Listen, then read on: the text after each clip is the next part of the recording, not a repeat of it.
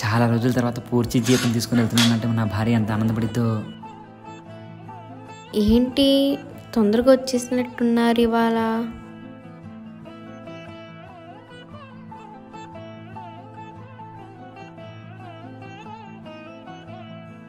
శైలు కొంచెం నీళ్ళు తీసుకురా. ఏంటి బాగా సంతోషంగా ఉన్నారు? జీతం పడిందే. అవునా, శాలరీ పడిందా? అవునే, ఈ నెల ఖర్చులు ఎవరికి ఇవ్వాలో చూడు. చూడడం ఎందుకండి, నేను చెప్తానుగా. సరే చెప్పు, ఎవరెవరికి ఇవ్వాలో.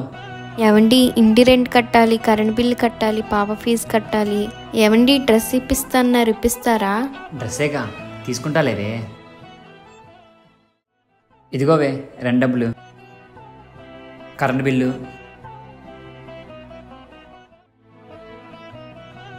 స్కూల్ ఫీజు అన్నావు కదా, ఇదిగో స్కూల్ ఫీజు 2000 మిగిలింది.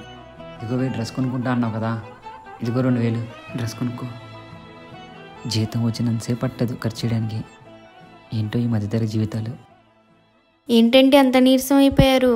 ఏమీ లేదులేవే, నెలంతా కష్టపడి ఎంత సంపాదించినా సరే రేట్లు పెరుగుతున్నాయేమో కానీ నా జీతం పెరగట్లేదే, అదే ఆలోచిస్తున్నా. అలా బాధపడకండి, లేచి స్నానం చేయండి, భోజనం పెడతాను. సర్లే.